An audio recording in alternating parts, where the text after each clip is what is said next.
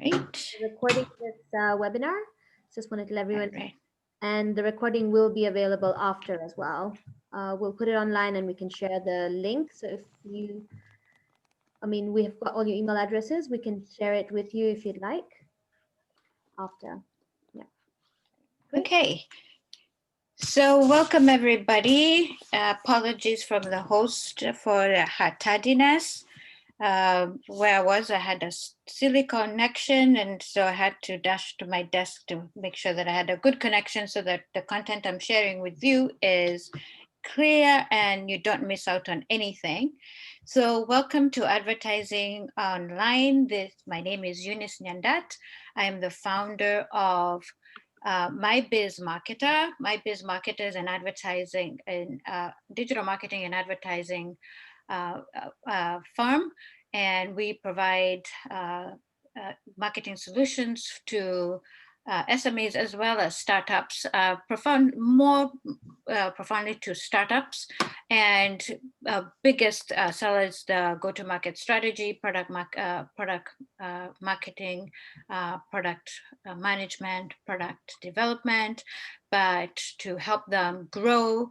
The other sustaining products are the, of course, marketing implementation, marketing support services, and advertising.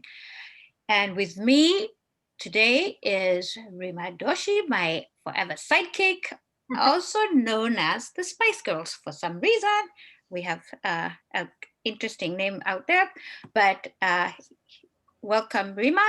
If you can introduce yourself. Sure. Thanks, Eunice. Hi, yes, my name is Reema, and I think we've been chatting with a few people already over here, and welcome again. So, I am the founder and CEO of Ardy Marketing, and what we do at Ardy Marketing is we help other organizations with their marketing needs. And a lot of the times, we actually have the business's objective in mind. Without that, we can't really achieve their objective. Really focused on that. We focus on reputation marketing for businesses, especially online. And then we do a lot of targeted marketing, whether it's online or offline. So that's a little bit of a snapshot on what Ardy Marketing does. So just to get into it, I think, let's see. Right, so we have advertising, and look at the platforms that we are on for that we have for advertising, right? So this is not even exhaustive, right? You see Bing, AdWords, Instagram, Pinterest, LinkedIn, Google, Facebook. This is not even exhaustive. We've got Propel, we've got Adro, we've got Truecaller. There's so many more platforms out there that you could advertise on. I could not even squeeze them all in here. So you're spoiled for choices. We've not even mentioned the local ones. These are some of the big ones that give you the reach that you would like at some even very affordable prices. So your Facebook, you could do ads at a really minimal price. So these are the platforms we'll be talking about the most. There are others out there where we just couldn't exhaust them all. So, hey, it's not letting me go through. Go ahead, Reema. There you go. So first and foremost, way before you even start advertising anywhere, the first thing you've got to know for your business is who is your target market? What is their buyer persona?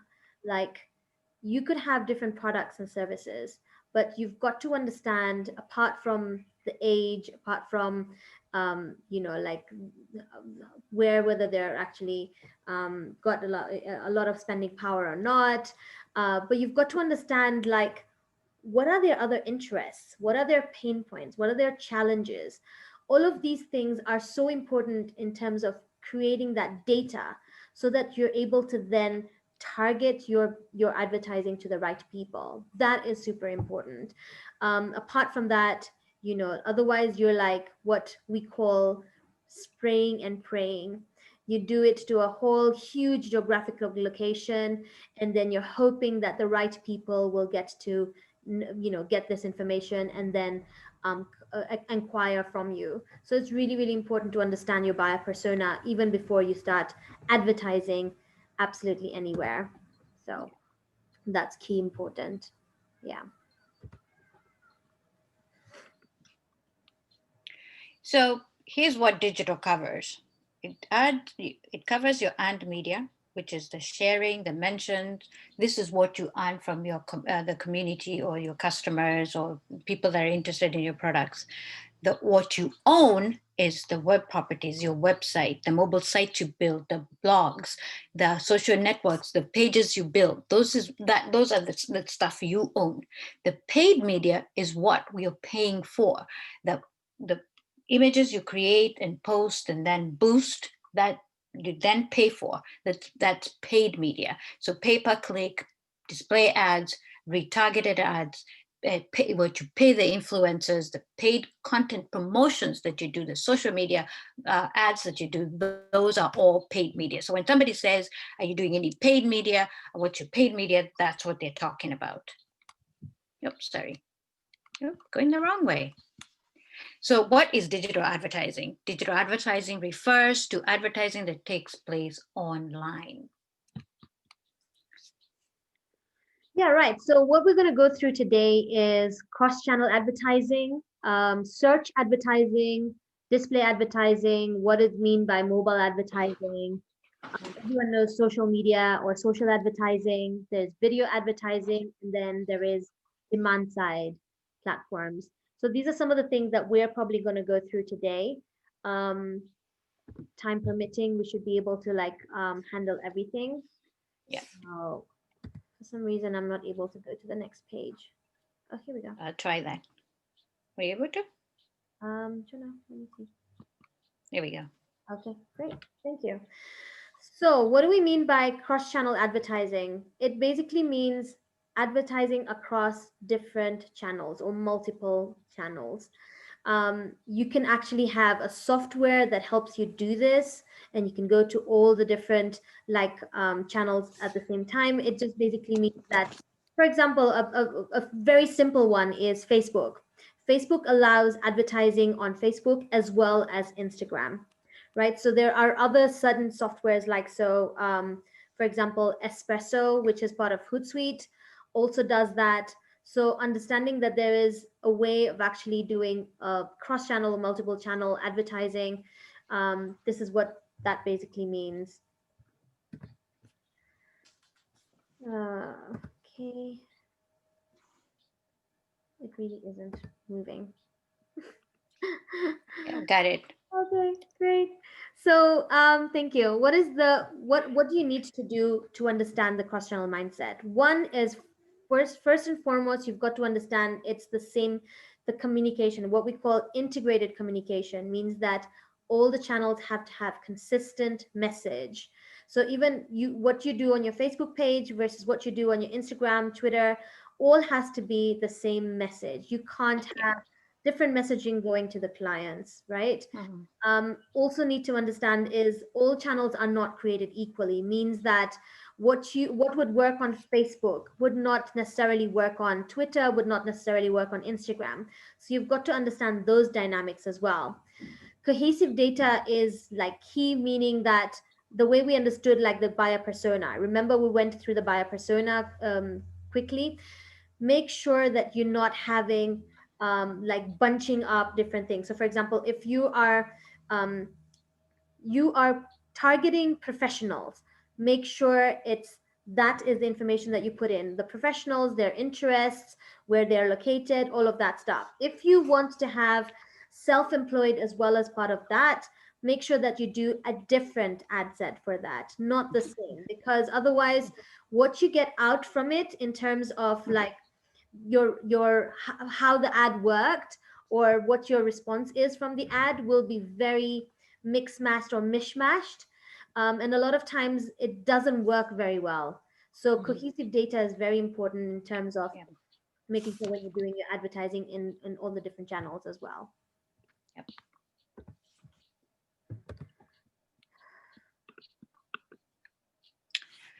So cross-channel advertisement means different things in different channels. So we've got a graphical illustration of what it looks like on Google and Facebook here. So if you look at the first layer is awareness. So awareness on Google is different from awareness on Facebook.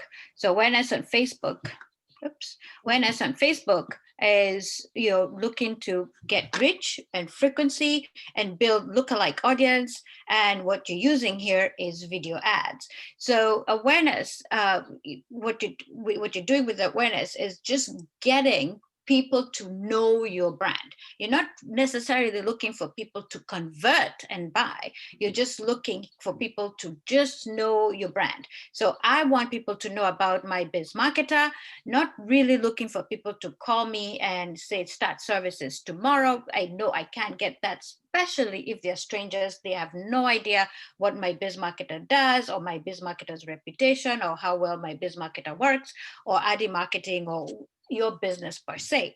So we're just looking for them to just know we exist, right? So we're going to use video, just a little small video, 30 seconds, 15 seconds, or 60 seconds, just introducing my biz marketer, or you do that to introduce your business. The same thing you do at the consideration level.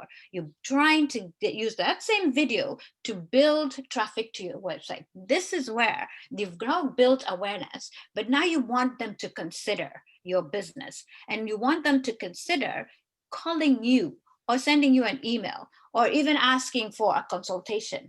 Or if you're an e-commerce platform, you want them to try and purchase a product, or purchase whatever it is you're selling on your site. It's what we call the consideration ad. So you do an ad with the call to action. This call to action may say, buy now, call us today, call us for consultation, or book a consultation, or book a meeting, send me a message today. And that's just a lead generation or conversion call, right? An attempt to convert. And then the next level then there is where they now are aware of your product, and they're looking to now, okay, I've talked to them, I'm comfortable with them, I know the brand, I've seen them here, I've seen them there, I've seen their videos, so funny videos here and there, and they kind of like your brand, and they're ready to buy, and easily don't need too much convincing. They're not at the awareness space. They already know your brand, and they easily convert. They see that you've got a special, and they like the special. It's 5% off, 10% off, or we're giving a free consultation. Boom, they're converting and selling. They either come to the store and visit, or because you're on a Google site and you've got local inventory ads. And local inventory ads is that if you're in Nairobi, or you're in Kisumu, and you're selling something local there, you're saying batteries, or you're selling bicycles, and somebody wants a bicycle, your ad says bicycles, Black Mamba bicycle in Kisumu, on whatever road on Kisumu. They're there locally, they can come and buy. That's a local inventory ad. Or you're asking people to come and visit your store because you have a special for that particular day, or you're trying to move dead stock. You want people to come to the store and purchase. You're selling something at 50% off. You're moving merchandise. So that gets people to come to the store. That's a conversion. Now, customer match and customer conversion and custom audience are those you now know. These are customers that come frequently. You know them very well. You're getting them to come again and again and again. They've bought from you before. You know them that well. You're matching this to that. You're matching these ads to them. So they'll come and they've bought from you before. So you want them, you're saying, okay, they've bought they've bought this service of this product, and you want them to come and buy again. So you're customizing these ads to them. They're not meant for people who are not aware of your product, people who not used the service before. They're meant for those who've used your service before. It's customized. And expansion is, those guys you've seen that you have advertised to before, or at that consideration level, and you're seeing them watching your videos. You want to retarget and remarket to them again and again. At expansion level, at expand level, you keep retargeting them so that they keep seeing you again and again. This is spending your budget wisely, so that then that you're not wasting that shilling that you have, that they see that ad again and again. Okay, so you you want to always remarket, retarget again and again, making making the ad dynamic in that it keeps selling again. Now, this part, you probably want to sit with somebody who knows what they're doing to help you understand how to retarget, creating those lists so that it goes again and keeps retargeting for the folks that have seen the ad before. There's a quirk to this. You want to keep the retargeting to 30 days, because after 30 days, some people get exhausted seeing your ads and they'll start to block you. Have you ever shopped for something and they keeps following you everywhere? And then all of a sudden you're tired of seeing this ad over and over again and you block it. So that's called exhaustion of seeing an ad over and over again and you're no intention of buying it. So you limit how often the people see your ad. You, after 30 days, recycle and do a new ad so that they're not exhausted and block you. So digital ads, advertising channels, display versus search. Search, you've seen them when you search a keyword, some text come up, and sometimes they don't have images. That is a search ad, and it probably has a few text words. Then at the bottom there, you see a domain listed, and you click on there, and it lets you go to the site to see more of what they've got to offer. Sometimes when you search, some of them might have some images along with it. So you research red shoes, you get red shoes on different heights and different colors of versions of red. So when you search a red shoe, you'd see the text version, but to get the real feel, women love their shoes. They want to see what kind of red shoes you have. If, as an e-commerce platform owner, you want to make sure you have images. So you probably want to have display ads versus search ads. So for businesses like myself and Ardy Marketing Services, we're okay doing search ads because graphical illustrations, it wouldn't really make a difference to somebody searching for digital marketing services. An explanation in text suffices. But a person who needs to actually see a physical shoe or a physical bicycle or whatever physical product, then they need to see the display ad. So really discern where your product lies and what an even image plays better than a text display. So paid search advertising allows advertisers to place the products in front of people when they're looking for it, but make sure it's an image versus a text that does the power play for you to convert. So search advertising, as I said, is just it's a method of presenting ads to people. That's all it is. But again, one caveat here is that if you don't have the right keyword, if I was selling red shoes and I just put shoes, and you are searching for red shoes and I didn't put in red shoes, then the person searching for shoes, my shoes will never show up. So if I'm selling red shoes and I didn't put red shoes and somebody was searching for them, they would never show up. So make sure you're very specific. High heel shoes, 6-inch heels, 3-inch heels, the flats. I'm making sure that in my search criteria I've put in, or even my website, I've put in that I have flats, 3-inch, 6-inch. You've been very specific. If I'm selling services, I've got digital marketing services, digital advertising services, I've got marketing services and marketing. The keywords are in there because you don't know which word my customer is searching for. So put yourself in your customer's shoe and make sure you think as your customer would. What would be the keyword they're searching for? They would be using to search for the service or the product. If you're selling bicycles, is it the color of the bicycle? Is it the height of the bicycle? Is the type of bicycle seat? Whatever it is, so that they when they search for that product, your product shows up. All right. So here's an example of a search ad. And here's a difference as I was explaining. Somebody has typed in baseball bats. Here's what the text version looks like. And you can see the product listing ad with images in it. It's got the text and the image. Somebody typed in yellow bats, baseball bats, and it's got various versions of yellow baseball bats, right? And here's a text version of it. So you see the difference here. So most people will gravitate to what we call the PLA. the product listing ads, because then you can see the various different types of yellow baseball bats, and they can select the one they like, right? A little more about the search ads. You want to go, if you're looking to convert, you want to go with the PPC. PPC stands for pay per click.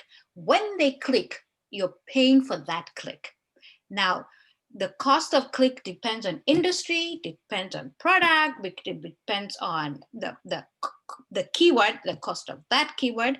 And you always go, and this is a trick I learned way back when, that you always want to try and be slightly lower than the budget cost. If you go to Google Keyword Planner, which is free to use, by the way, guys, you go to Google Keyword Planner, it will tell you, if you type in the keyword, it will tell you what the cost of that keyword is.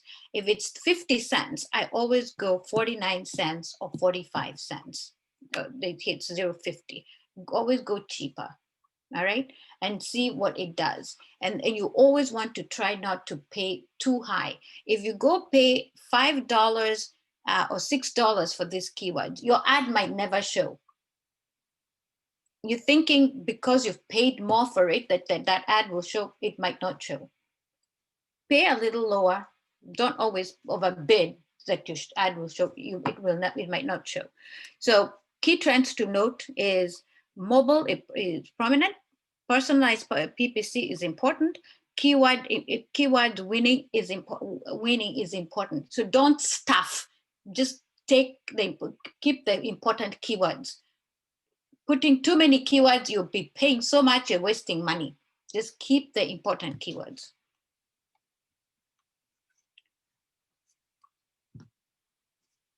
So now we come to display advertising. Similar to search, display works the same. All the difference here is that you've got images to it, and the platform allows for different sizing of images, from videos to PNGs to animation or whatever. I think you should know Flash is not allowed. So a note here says, marketers agree that display helps brands a lot. I do agree. As I've just said, display tells the customer, it shows the customer what you've got to offer.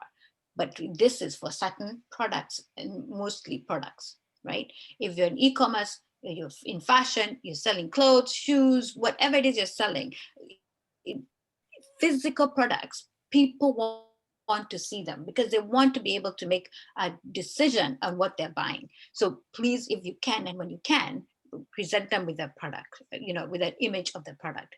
That's about all I can say about display ads for now. Oops, I skipped one. All right, great. So most of the stuff, I mean, if you're trying to figure out what the ad is, it's that banner that you see on a website that you go to, right? So you go into different websites, like even a newspaper website or something, and you see that banner. But you also go on, like, for Forbes magazine, Medium, all of those places where you read articles or blogs, you'll be able to see that banner there. And that's basically what it is. Again, you can actually do this in terms of cost per impression, which is the CPM, cost per click, cost per action, but all of them have different kinds of implications, right? If you're doing a brand awareness, which I believe that when you're starting off, do brand awareness, because if you do cost per click or cost per action, it will not help or yield what you're trying to see. I know initially you're like, oh, I want to sell, sell, sell, sell, sell. But then unfortunately, what happens is you've got to start building your brand before you can actually sell. So in the cost per impressions, you will start getting inquiries. It's not that you will not get inquiries. But then when you're doing cost per action, which is now, action would be purchase now, or buy a ticket, or the call us up or send us an email, whichever call to action it is. Build it up towards it, get all the information. So when you're doing the cost per impression, get all the information, get all the data, so that you know also who are these people who are actually really like seeing the ad, as well as responding back to you on this as well. So it's some really great information in terms of like the cost, the display ads, right? Eh, there you go. There you Right. go. So some of the trends that you want to know in terms of display advertisements is uh, growth in programmatic and real-time bidding. So real-time bidding is where you're the one who's bidding for all these cost per click CPMs and CPKs, or CPCs rather. But programmatic is where the bidding is actually done by a bot. It's done by an algorithm. It's done by AI. So you feed in all the information, and the AI itself, or the program bot, is the one who will then place your ads. They're the ones who figure out the entire process. They figure out your bidding, and so a lot of times that's actually quite good because they understand like your business pretty well, especially when you've got all the information right there. Ad blocking softwares, we mentioned that customers have the say. They're the ones in charge of, or for their choices. So there will be ad blockings that will be done. So chances are sometimes there are people that you will not be able to reach, which is fine. Native advertising is basically doing advertising, and we'll talk about it a little bit later as well, where your ad actually runs as if it's part of a feed. And you see this in your Facebook feed. So it's not on the side, but it's actually part of the feed. Or like on Instagram, for example, even on Twitter. Ad fraud is basically where people come and keep clicking on your ad. So whether it's the text ad, the search ad, and they keep clicking on it, and it shows as if it's from the same IP address as well. So Google a lot of times will actually and I know Eunice has told me this, is they would credit you because they have noticed that there is an ad fraud happening, right? So Mhm, these are just some of the things that can be the trends that you have in display ads. mhm, So, like I mentioned earlier, display ad versus the ad native ad is just literally where the placement is, right? The placement of mhm. a native ad feels like as if it's part of the story itself, Yep. Yep. versus display ad is literally on the side, whether Mhm, it's a image, or it's an animation, or it's a video. Um, it works in the same way. mhm. Okay. Hmm. Rima, I don't think you have control. I'm trying, but it's not working. Sorry. Okay, great. Yeah. So here's some other examples of your display advertisements. Mhm, As you can see, like for example, in the Yahoo, in the right, in the at the back, at the back, that's a display ad which is on the side. So it's allocated. It's either allocated basically by that page, where you can be able to place those ads, right? mhm, mhm, mhm, Here on the side, you can see it's right at the bottom, and then how it would look like on mobile. And mhm, remember, some of the things that you have to remember is, where do your customers um, watch your content? Where would they mhm, look at items, for example? Do they scroll mostly on mobile? Do they scroll mostly on their computers? Do they scroll mostly on tabs? So wherever you are, like in Kenya, a lot of data shows that it's actually on mobile. So a yeah. lot of mobile advertisements. And so even your images, you've got to make sure that they're actually based mostly on for the mobile itself, right? Yep. Yeah. Right. Okay. Uh, this is next, Eunice. All right. Just a minute. There you go. Okay. So search versus display. I mean, she's already mentioned to you what it looks like. Just an example. Search would be mostly text, and then display would be like the advertisement that's on the side. And you can actually do this targeted to um, relevant pages where your target market would go. So you can actually do very um, targeted in terms of, like for example, you are looking at professionals, and professionals go very much so to Forbes magazine online. So then what you can do is you can have your ad on Forbes magazine, but then geolocated to people in Nairobi only, or Yes. people in London only, or people in a certain area. So it can be very niche. So you don't have to have professionals from all over the world, because professionals Yeah. from all over the world go to it, but you don't want to target those people. So you are able to do that in display ads, right? Can I add? Yeah, sure. If so, for example, you could, instead of buying an ad on Nation or Standard or East Africa or the Business Daily, buy an ad on Google Ads and have them place it in Nation Digital, Nation or East African Standard, or all the local papers, and you're paying. It's cheaper than going to the papers themselves. And as you're reading the paper, you'll see the ad placed along the blogs or the content that you would prefer, and that's called placement. And your target audience choice states that if you're going after professionals and the professionals read these papers, then the placement is chosen accordingly. Yeah. Right. So, Eunice? So the difference between the search, behavioral, and contextual. So search advertising is referred to the ad being appearing on a website after a search has been conducted. Behavior targeting monitors the behavior of the people searching and generates the ads accordingly and placing them on the relevant websites. For example, if I'm a blogger and I blog about golf, right? And we've got golfers reading my content. And we know golfers want to buy their golf outfits and they want golf clubs and all the golf attires. And there are people who sell all this golfing stuff.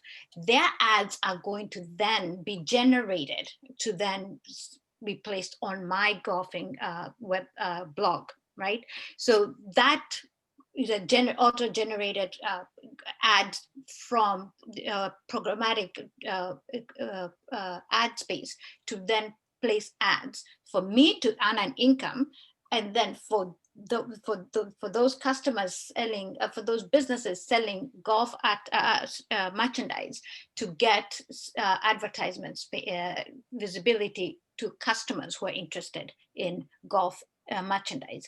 So that's what it is. Contextual ads are the same thing. So if somebody is doing health, it's actually the same thing. It's healthcare. I write about healthy living, healthy foods and stuff. So in somebody selling health vitamins, then the ads of health vitamins will appear on a health blog and stuff. So they assess what's appearing where, what's been written about where, and that ad would then be auto-generated and placed in that space. All right. So that's how you've heard of AdSense and all that. People who create blogs and they create banner spaces for ads, and you see somebody's blog has your ad could go here.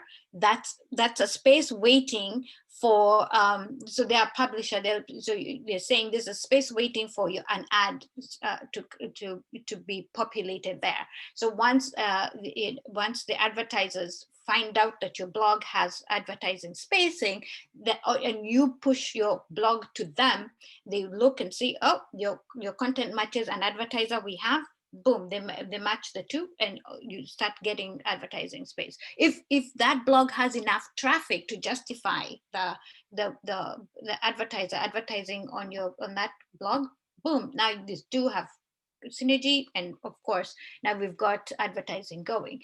And if the traffic goes up and the advertiser is getting good traffic coming in and people are buying off of your website, you're getting money, they're getting money, and you're both camps are happy.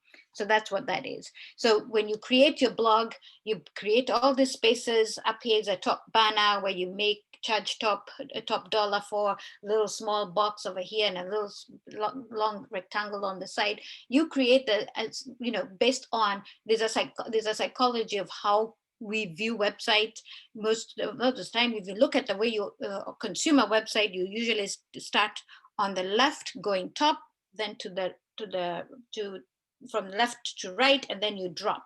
So that way that's the way you allocate the the advertising slots. And then in between is when people are reading, in between space, you notice that every time you go read a blog, there's content, then advertising, then content, then advertising, which I find very annoying, but it's the way it is. You've got to read all this content, but in between reading it, you're viewing the ads. So that's the way it works. So they place the ads that way. So when you create that blog, you want to create that spacing for advertising slots for people to place their ads so that you can earn some money from those spaces. All right, so that's that about that. So, again, sorry, there we are. So I've talked about contextual advertising. It's targeted advertisers. It typically occurs on a banner or a pop-up ad on a website. So the website being your commercial website, a marketplace, a blog, and you've just left open slots for advertisers to come and place their ads on. So this is what it might look like, right? So now this is what behavior looks like. So hey, we've got a product, but the shopper is different, and the shopper may be on one side. You can see it's a guy, but because this is a guy, we are going to serve him something different. The site recognizes that the shopper person experiencing it is a guy, so we're going to show him guy-like products.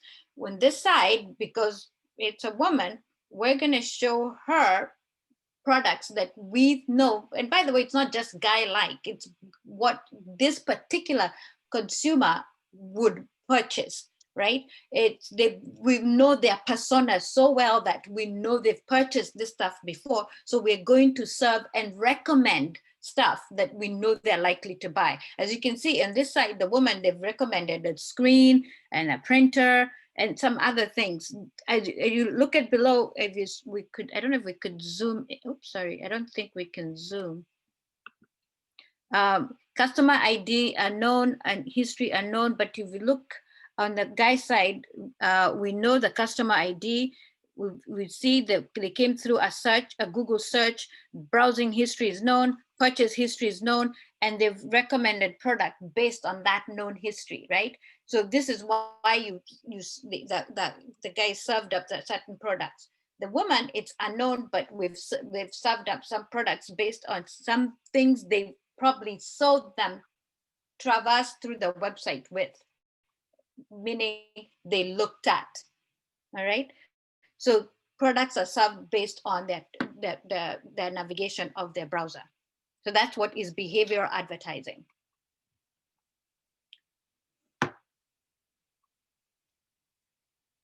Reema?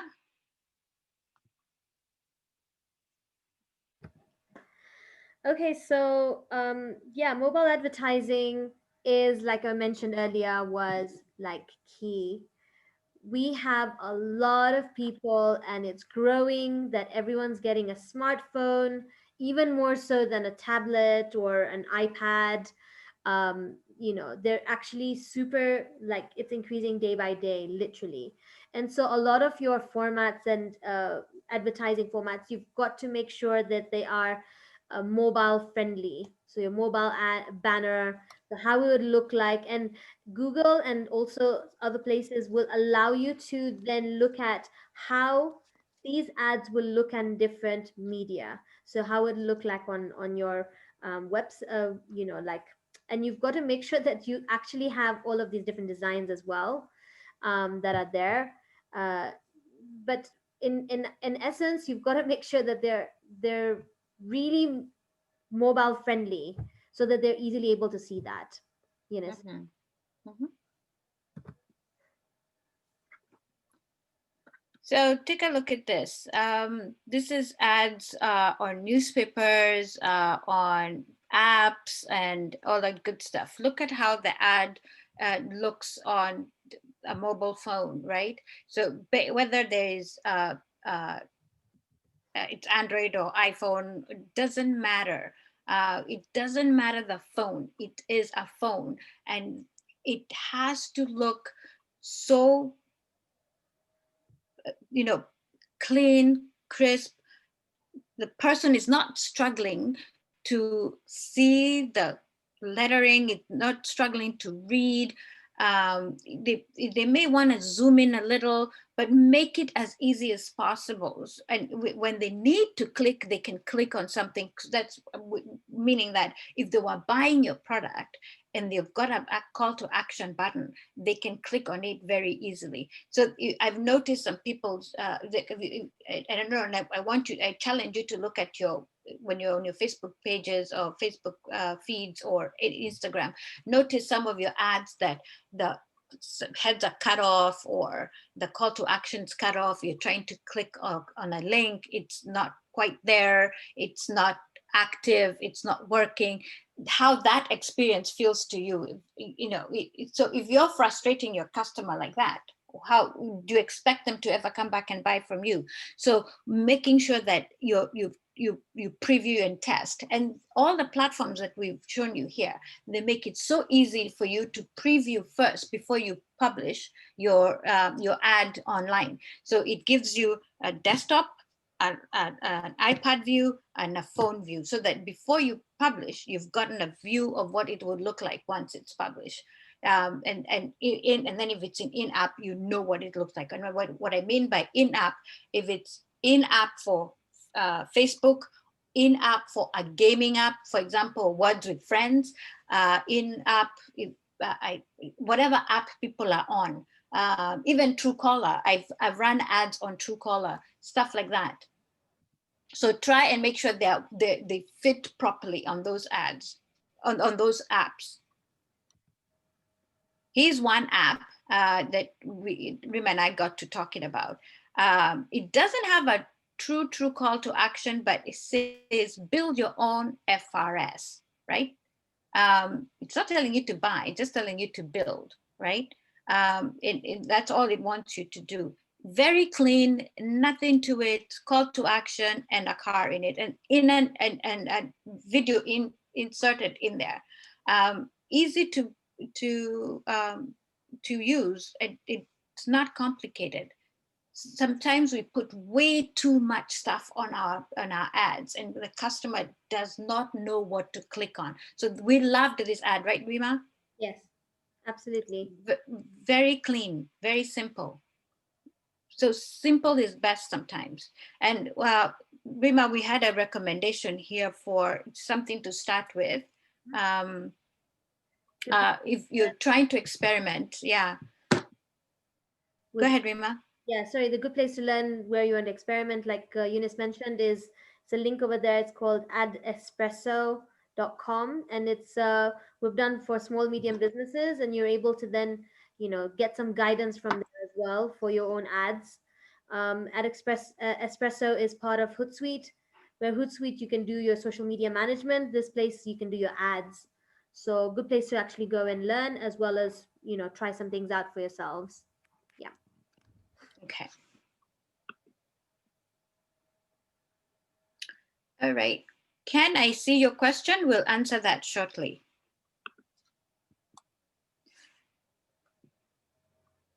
Okay. Mobile ads I typically purchase on a CPM basis, though more engagement-based metrics such as CPC, CPV are an option. Average CPM for mobile vary.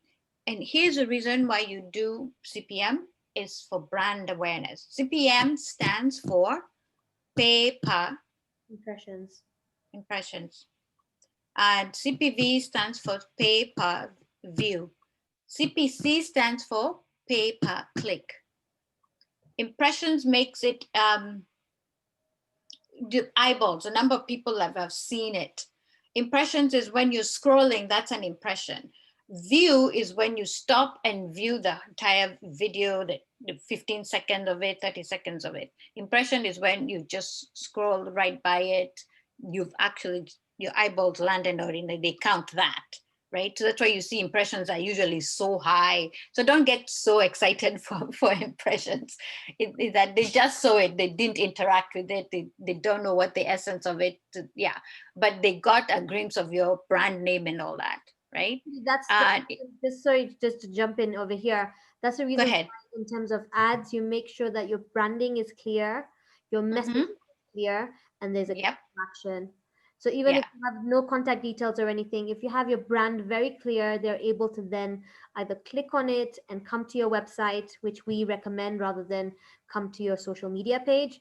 Always have your brand very clear, your messaging very Mm-hmm. clear, and the image that you place on it, make sure that is something that your target market or target audience um, is is attracted to, right? Yeah. So if Yeah. you're doing something for a child, a mother who's feeding, who has a small baby, then have an image something similar to that. Don't have Mm-hmm. something that is like a professional person with a suit, so have something, and understand what kind of images they would like and place Yeah. them. Very important, because that impression, you want to make that impression, so to say, Yeah. somebody, that first impression. So that's Yeah. also part of the cost per impression. Yeah. Yeah. Key trends here that we're talking about, and one I will really want to highlight is in-app trumps mobile web. Here's why: you get more data, more insight than in web. Remember that slide we talked about of, of the data known and unknown.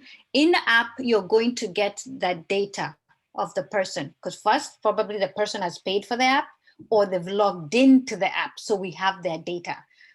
In web, we don't know their information. The customer ID is unknown, their browsing information is unknown. All right, so you prefer that in app information more than the web information. Here's what I mean: when you're advertising, advertise in app, you get more insight, so your customer getting your buyer persona data is far more richer than in web. So always go for that than the web version. And we can explain this further for those who want to further clarification.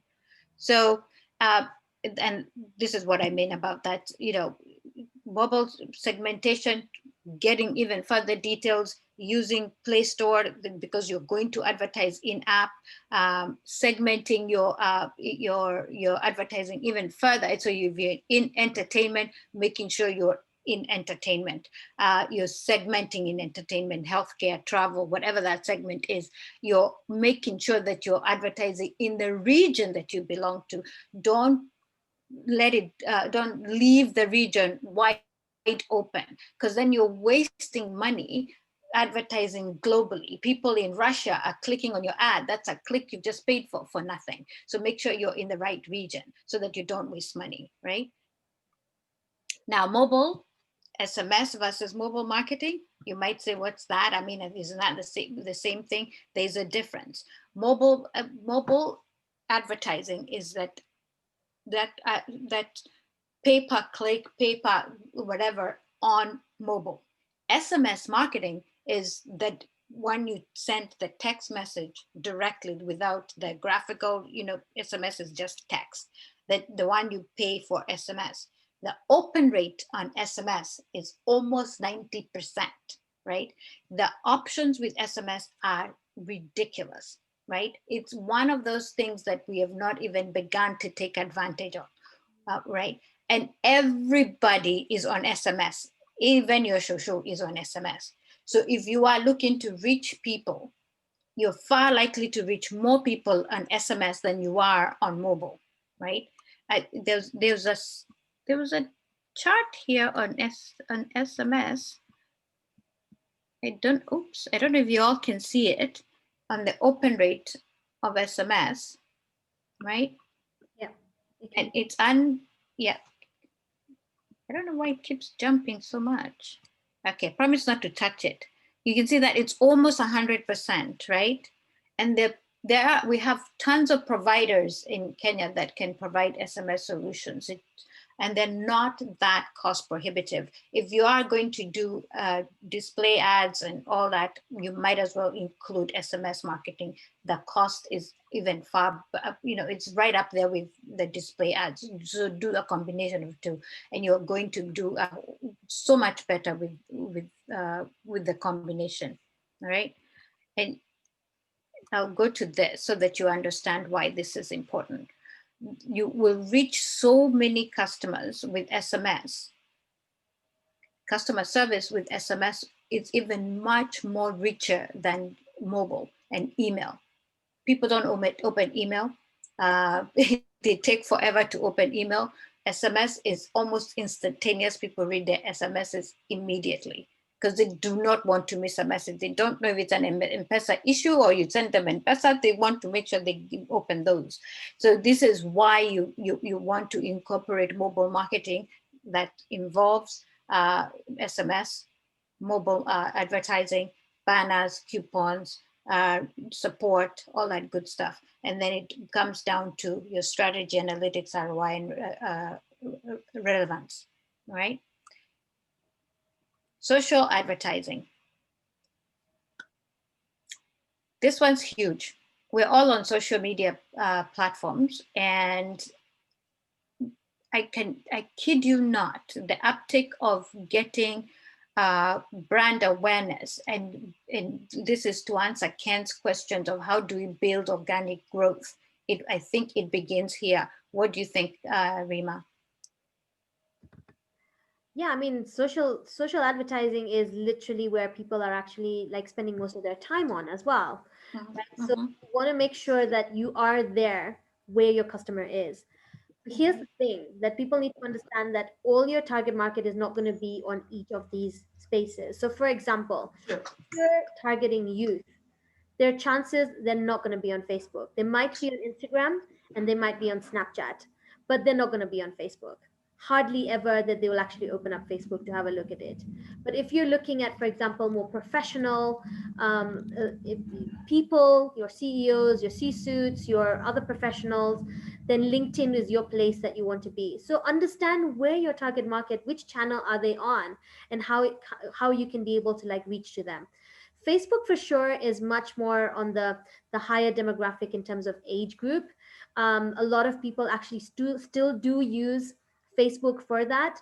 So even your professionals will be on that for sure, because that's where they look at their family and friends updates on everything as well. So it's actually great to understand, like in terms of where that will be on, right? So the Mm-hmm. strategy is to make sure that you're on the social media. Definitely, if you're thinking that, oh, you know what, no, let me just do display ads and that should be enough.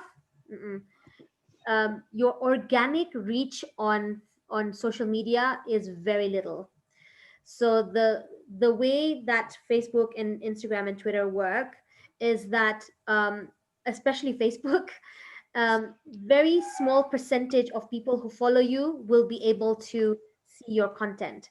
Even from, like, Mm-hmm. for example, if you've got 200 or 2,000 people following you on Facebook, only a small little percentage, maybe 1 or 2% of people will be able to see that content that you put over there, which is the reasons why it's important to do advertising to the right people.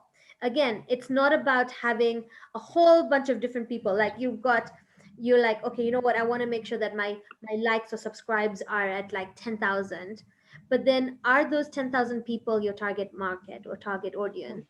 Probably not, right? So then you'd rather have a smaller, leaner number of people following you, but who are able to interact with you and they are your target market. So it's not Mm-hmm. about numbers anymore, right? So yeah, just gonna go to the next one. Great.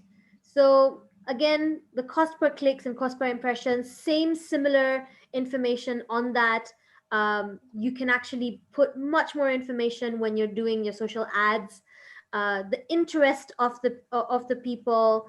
What are the other interests? Like for example, not just, oh, I'm a self-employed person, but also like I like rock music, or I enjoy a particular TV channel, or I have children in a particular age group, going to school. So all those different kinds of interests would come into play when you're doing these ads in social. And your general ad, pricing would be about 27 cents to about $4, for cost per click or cost per impression. But get data. So initially, also for this, I would definitely recommend to say do it as a brand awareness if you have never started this before, and then after that go into cost per click and cost per actions, so that you're able to then get and generate a bit more information, right? Mhm, mhm, mhm, mhm. You want to say something about this? Yes.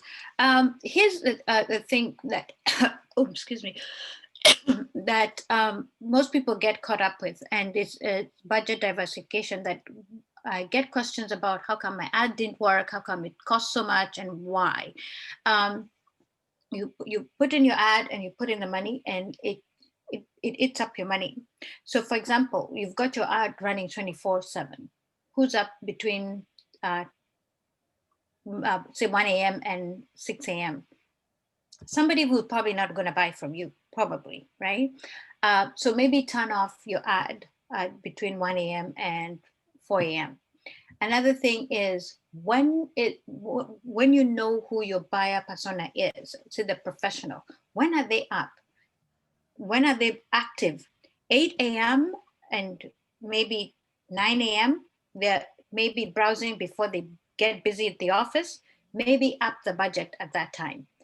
6 p.m. and maybe 9 p.m. They're home, they've had dinner, they've some supper, and maybe they're browsing and hanging out. Maybe up the budget at that time. And then the other time, reduce the budget to a minimal. So when they've got 5 minute break or they're at lunch and they're going to browse a little bit, maybe up the budget a little bit then, and then reduce the budget at the other time. So that maximizes and diversifies your budget. This is just one way of diversifying your budget, right?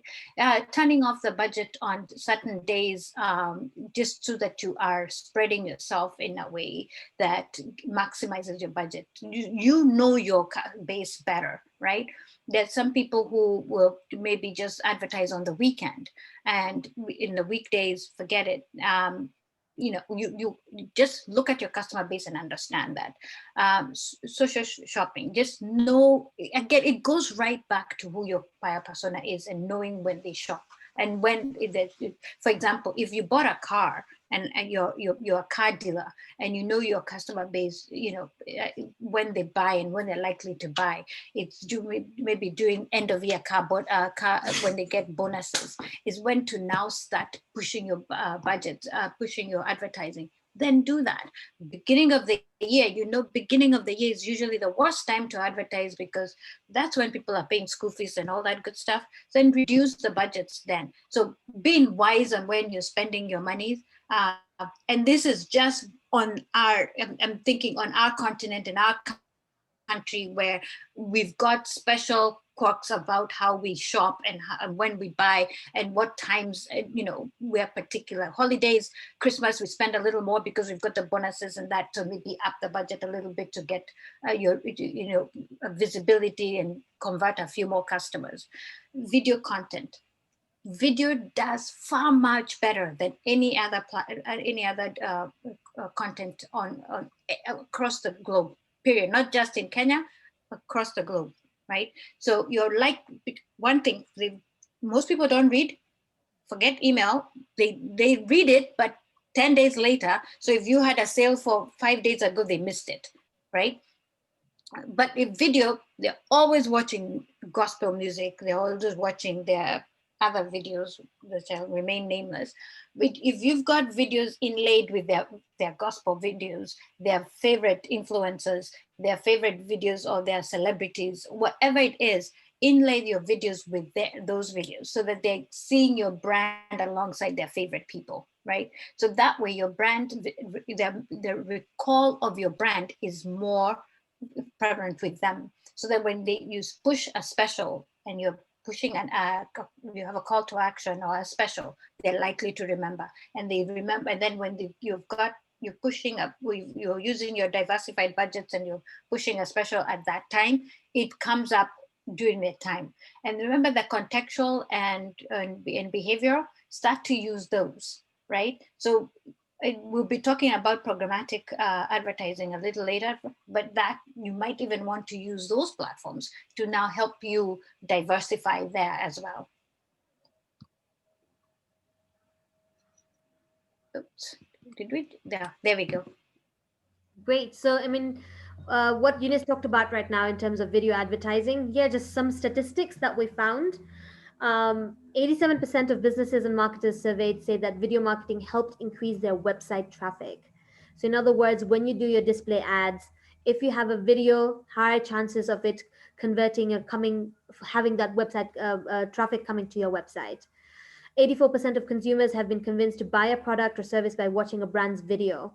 And something else is that people can recall your video even 30 days after they've actually watched it, right? So, Mm-hmm. like how powerful video marketing is or video advertising is, right? Mm-hmm.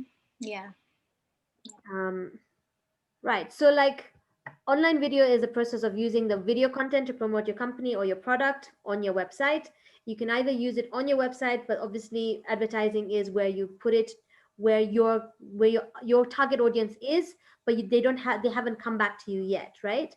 So the most common forms are linear and non-linear formatted, um, and we're going to mention some of those as well later here on. Yeah.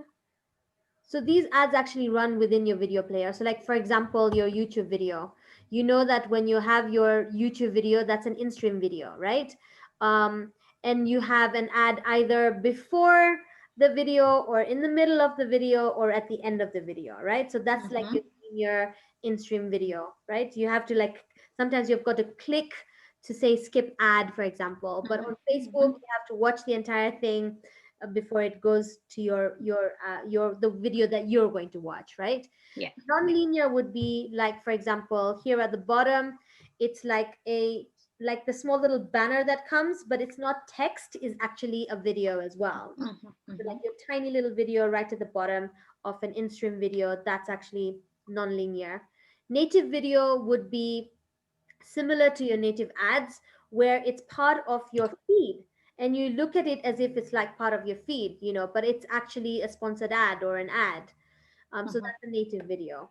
In banner video is like what we've been talking about, display ads, where there's a specific place within a website or that you go to, or like for example a newspaper one or a magazine one or a blog, and that is an in banner video ad. Mm-hmm. Playable ads are basically like they literally, you can play on it.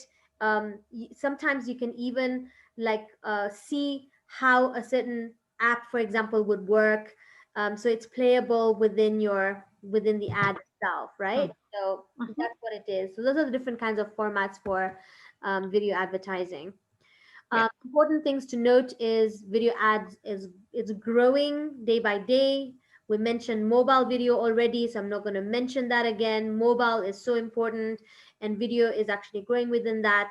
Social Mm-hmm. videos as well on the rise, and programmatic videos. Again, programmatic, remember, was that you have your bots or the AI or algorithms actually working towards where your video would go to and how you'd be able to get more conversions where that Mm-hmm. video will be placed. So that's Mm-hmm. what are the trends at the moment in terms of digital ads. What I will explain to you about retargeting. So, display ads can work in two ways. One is that you go cold calling, which is you place it on websites of the interest of your target market, right? So, put them over there. However, remarketing or retargeting is that someone came onto your website already and they looked and they browsed. And then now what happens is you can follow them around for a few days, so whichever other websites they go to, you can follow them and you can see that. And you've probably seen that even on Facebook. So Mm-hmm. Facebook does retargeting and remarketing, but also Google does that as well, where you just follow them around. Because I have seen, for example, a really nice dress on a website and I haven't purchased it and I go away. they're able to then follow me around in different places where I go to, my interest, and then I'll be able to see that. And sometimes on a Facebook, you'll be able to see it as a carousel ad. So it's like something that you see as a part of your feed, which is like native, but then you can actually scroll through those and you'll be able to see, oh yeah, that's the one I actually seen. And if I'm ready, I'll probably click on it and then go back to the website and maybe finish my purchase. So Mhm. retargeting and remarketing actually helps with getting your client to be able to complete their purchase if they wanted to come back to it as well, and just Mhm. remind them, because life happens and things happen and you don't want them to like completely forget about that. Mhm. Eunice? Yep. So here, this is simple explanation of what you want to do with Facebook, and this is simply a Facebook. When you're talking to strangers, you just want to get traffic from Facebook. Do video ads uh, for brand awareness, just to get traffic. To convert, you want to drive move traffic from Facebook to your website, um, and drive engagement. So, or for example, app installations, lead gen, all that good stuff. This is where you want conversion. You want these are people that have been on your site, and you want to now to engage them. They've been on your Facebook page probably, and you're warming them up to become leads or customers. You move them off. Now you're giving them offers, right? You're offering them catalogs, you're offering them deals. You want to convert them, you get them to come to your store and to visit, and now they're converting to customers. From there, they've become customers. You've closed the deal, and now you're moving them all over now to their mainstaying, and retention is important. So you're getting reviews from them. It's now customer service, email automation, so that you're keeping them in the loop and repeating the cycle from convert, close, and delighting, rinse and repeat again and again and again. And if you are to look at it in a funnel, below there where we have e-commerce as product, and on the other side is lead gen, that is a service. That's what the funnel would look like. It's awareness. You have them now aware, and then again now they're aware, they kind of now considering, okay, maybe I might buy from these guys. And from considering, they're happy, they've considered, they like it, they've now buying, and they've converted. And now we've got them converted and they're buying from you. Now you're keeping them and retaining them. And remember, once you bought, you don't just buy once, guys. You've got to keep them buying again and again. And you also want them to bring you more customers. You want them to refer more customers to you. Tell them to share your website, to share your services with your friends, to share a review with their friends, talk about you to their friends and network, to share your Facebook page, to share your website, or even review the product or service to with and include their friends, so that everybody can see, so that your awareness process becomes a little bit easier. So when you start to attract right at the attract page, that attraction phase, becomes easier and easier every day.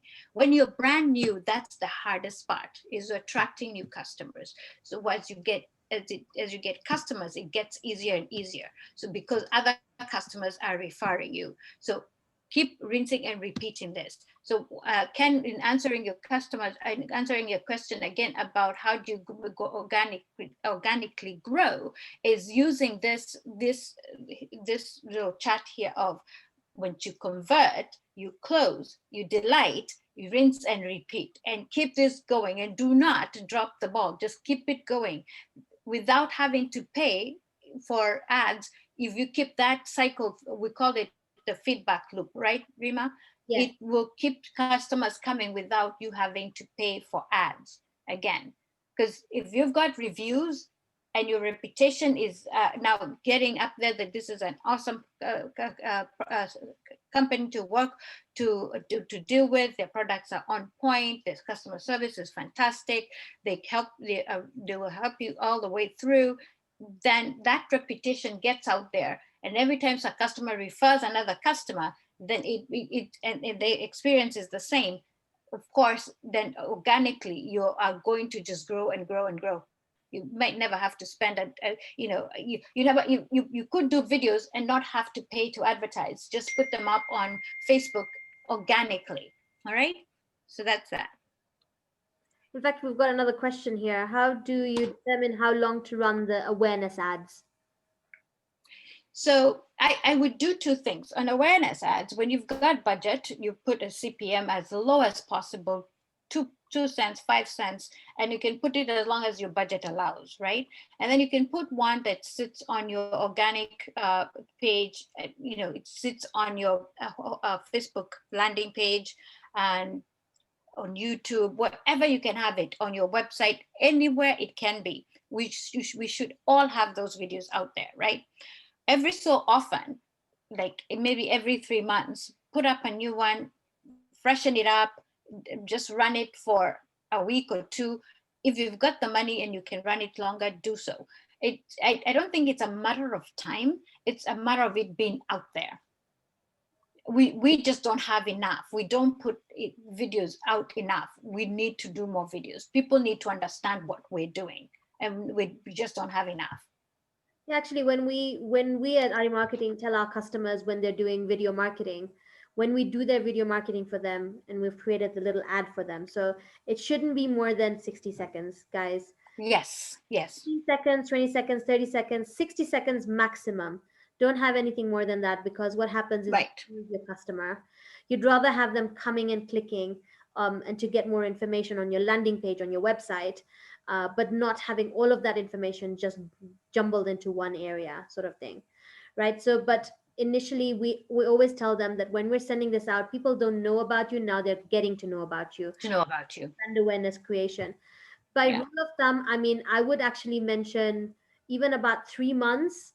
I mean, it's Mm-hmm. okay to carry on doing brand awareness ads for about 3 months, even. Yes, absolutely. But even go to 6 months. But you can start Yeah. seeing when you have a consistency, you'll start seeing that there's a conversion happening. And a lot Yeah. of times the impressions are unique impressions. Then Yeah. the same person seeing it again and again. Right. So Yeah. that's when we now start doing like the targeted marketing. And Yeah. have your Google Analytics on your website, because it's Absolutely. important to know that where is that traffic coming from? Is it coming from your video ads? Is it coming from your display ads? And when you're doing this, what is the demographics of the people that are coming onto your website as well, right? Mm-hmm. So that Mm-hmm. information now helps you now to even do much more. Now the CPC comes in. You can now start doing much more targeted ads where you now have call to actions on it as well. But brand awareness, and don't forget that even while you're doing your brand awareness, make sure there's a call to action on it, right? Yeah. So, yeah, so that's the to answer Patrick over there. So designing banner ads, I'm just going to quickly go through this because I want to start taking a few more questions as well. um, you have minimum about 20 to 30 different sizes of banner ads, because every website has a different size. So you've got to make sure that you've catered for all of these different kinds of sizes, if you will, right? I just want to Mhm. go to the next page, but I'm not able to do that. Okay, let me do it. Thank There you. you go. Yeah, so this is an example of like what your seven standard ads is. Like I mentioned, it can go up to even 20 or 30, right? So you can see how these are just like on your website, but it could also be like on your mobile. Remember, we mentioned to you that it could be also like how you see it on the mobile. So if the text is too small, like for example, one, two, three, four, the fourth one on the right hand side, if it's too tiny, possible chances are if it's on a web, it not probably be able to see it properly. So you've got to make sure that the information is precise as well, when Mhm. you're doing your Mhm. ads. All right, so the different formatting also, like, is it a GIF, is it a JPEG? So it's a JPEG or a PNG. So these different kind of formats will actually help you when you're doing your banner ads. And generally you have to have it in different formats as well. Animated ones, GIFs are actually quite good for that. Or like you said, we can do like the video ones as well. Mhm. All right. Things you need to know on your your design when you're designing your banner is your logo has to be there. I was looking and we were discussing this with Eunice. We play Words with Friends quite a lot. And on the Words with Friends, if it's a free one, and most likely I will not pay for it, every time you make a play, there's a video that runs. And the video that Mhm. runs, you can skip it after like about, I think it's 3 or 5 seconds. No, it's 5 seconds. So when you Mhm. clicked on the 5 seconds, there's either an image or a video that comes on. And the last week I had somebody who had um, cars on it, but there was no information about who is selling it or how Mhm. it's selling it. So I'm never going to click on that. I would rather have information where I know, like, for example, there's a brand, there's information. So if I'm interested in, I can click on it and go for it, right? But otherwise, yeah. Again, I'm going to stress logo, clear messaging, call to action, even if you don't want Action. contact. But if you want to put the contact, please do. Otherwise, Yeah. click on it and it'll come to your website. Again, I'd rather recommend that people come to your website than go Yeah. to social media. It's easier for Yep. them to do that. Here's Yeah. another example of a call to action ad where Etihad Airways is saying, book now. We're covering 45 different locations, right? So that's the Mhm. call to Yeah. action. Going to the next one. All right, so simplicity is important in banners. The things I'm going to mention is imaging. Remember, we mentioned that make sure the image is something that your target market or target Mhm. audience would be able to relate to, right? Mhm. So, example of it is like if you're selling clothes, and if you're selling both men and women clothes, if you're selling Mhm. women clothes, make sure that the target is a woman, and you make sure Mhm. that the image there is also a woman, and Yeah. Yeah. the other way around for a man as well, right? So Yeah. that's your image. Colors, certain colors Font. are Mhm. like sometimes it can be really overwhelming. But again, Mhm. that is pink is not always for a woman, FYI. I'm just sort of putting it out there. And blue is not always for men. There's certain colors that people would be attracted to. So make sure that you do a little bit of research on that. And the font. Mhm. If the font is so beautifully calligraphed that it's only you who knows what you've put over there because no one else can read it. And the best way to do it is when you do the ad, test it with a few people, send it out on WhatsApp and say, hey, can you read Yes. this? What have I written? If they can't read it, means that you've got to change that font. Yeah. Yeah. Yeah. All right. And that's the end of it. Thank you guys so much. I know we've actually gone a little bit overboard in terms of timing, but Eunice and I are super grateful that you guys are here. Thank you. We're here to answer your questions now. So please feel free to either raise your hand or put the question on the chat. We'll spend another 10 minutes, maybe, Eunice, to answer Yes. people's questions. Is that okay? Absolutely. That's okay. Yes. Great, great. So Fire them off. fire them off. If you have a question, you can either raise your hand or unmute yourself is fine as well, Yeah. or put Yes. it on the chat. Great. Patrick, thank you so much for your message. Really glad that you like this. The advertising is really vast. We were not able to like consolidate everything, as you can see. There's so much more that goes into Yeah. Yeah. advertising, and when the advertising team works on this, again, there's so much more. So Yeah. that's the reasons why people employ MyBiz Market or Ardy Marketing to do some of these things, Yeah. because you want to focus on your niche. What is your niche? You want to focus on that, and then let us do the rest of the information. It's like Mhm. trying to be a lawyer and a bookkeeper and an advertiser and a marketer and everything. And Yeah. sometimes you can manage it, that's great, and we're giving you the tools for that. If you can learn and read it on your own, that's fine. But sometimes when you need to get that help, this is the stuff that actually goes into it.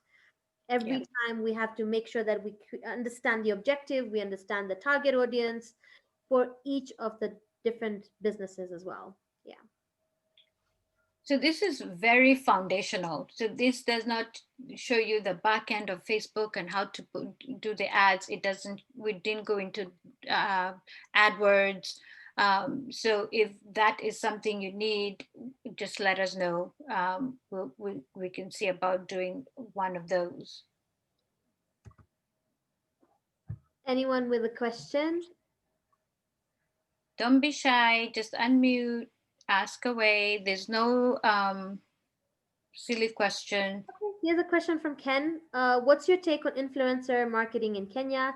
Is it worthwhile? My take is be careful with the influencer marketing in Kenya. Influencers marketing in Kenya is being so diluted or overinflated in that some influencers don't even know who their target audiences are. Right? They just market to anybody and anybody who listens because they want to make some money. So that you might select an influencer that goes against the grain of your brand. So if you're a brand that has a preference of the type of people that you would like to target, then you might be conflicting with your target audience. For example, you're going after a conservative professional, and the influencer you're talking to is very flamboyant and out there. You might be crashing your customer base. So be careful. If some influencers don't lean any way, they just blast out your message. It's not targeted either, so it's just a blast. So you're spending 100,000, 200,000, 500,000 with an influencer that's not going to be targeted. I'd rather even you just spend that money on Google ads and be more targeted, or Facebook ads and be more targeted. Yeah, and also like you probably also want to go for like you mentioned, uh, you know, micro influencers are great where they have Mhm, particular followers of their own, like age groups or their interests, mhm, those are actually kind of nice to go for, where they're not mhm, so highly commercial maybe. And then that way you have very many more different influencers sort of doing something, mhm, you know mhm. but yeah, tread lightly on this. Yeah, yeah. You don't want to also spend all your money on that and not get any return on this as well. Or yeah, it's kind of important. Oh, yeah. And by the way, don't be swayed by numbers because somebody has 1 million. You'd be surprised if somebody has 500 people. You're likely to get a better impact with somebody with 500 than somebody with 1 million, right? I've worked with brands that only work with people with less than 500 followers Mm. because they actually know the followers they're talking to, right? The people with 1 million, they don't know this million, and sometimes this million, some of those millions are bots.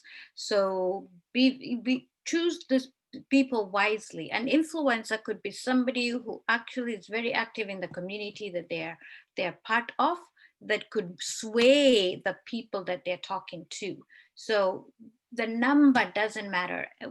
I think we've been saying that all along. That number, millions, 20,000, 500,000, doesn't matter. It's what they can do with the number that they have. All right.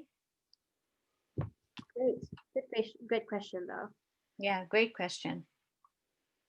Yeah, it's a lot of bots pushing Ken, the likes and followers. Like I mentioned, don't go for like, oh my God, to show people that I've got so many people following me, or following your business, Hmm. when it doesn't give you the ROI that you want, the return on No, investment. it doesn't. Yeah. So, if you guys don't have any other questions, please, we would really like to know what would you like us to cover next. It would be really important to understand from you guys if this is helpful to you and what else would be helpful to you that we can be able to cover next. Well, we generally do this around about 2 to 3 weeks. Every 2 to 3 weeks, we've been doing something for the last Hmm.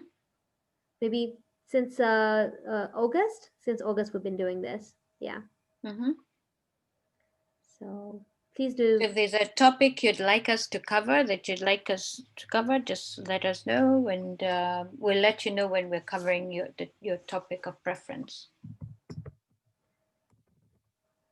So if you don't want to write it now, I mean, it'd be nice if you write it on the chat, or you can email to us, marketer.co.ke or Reema at ardymarketing.com. These are our email addresses. You can reach out to us over there as well. But otherwise, I mean, we're so happy that you're able to join us.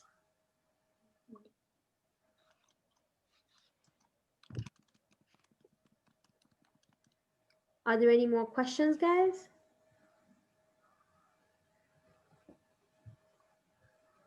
Victor, Beverly, Nicolette. Organic growth on social media. Again, I think maybe the best way of doing organic growth on social media is tagging people. Um, the best way you can do is that because on social media, like for example, I mentioned to you earlier, Ken, Facebook only allows like a really small percentage of people who follow you would even see your post. Forget anything else. Would even see your post. So So, Ken, one thing you could do is do a lot more activities on your social media, Facebook Live, IG Lives. You got to do more of those. Do a lot more engagement, Q&A, Hangouts, whatever you can do them. You get your base to just come hang out with you on social media, right? That it's almost like you have to be your own content creator on social media, so that forces people to come and be part of your community in your social pages, so that then that grows your growth, and which means that you have then to be so super creative that it's something different every time, right?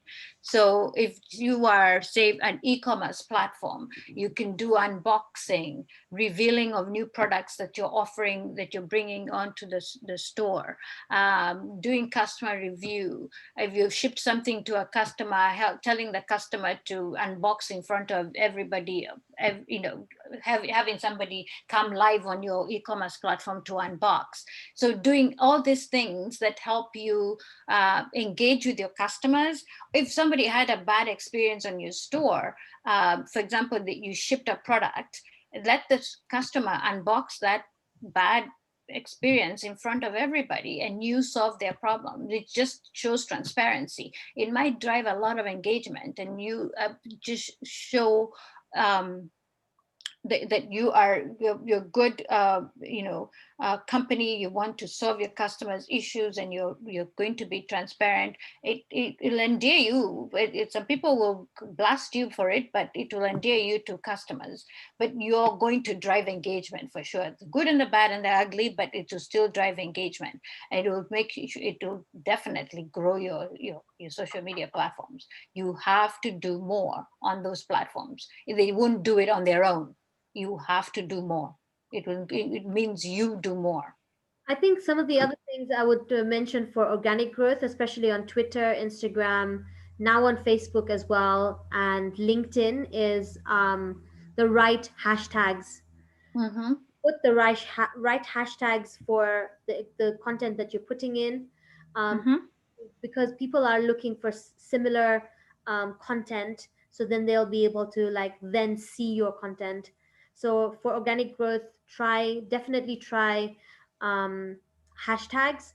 And then the other thing is go to conversations where your customers are and start engaging with them, even whether they're following you or not.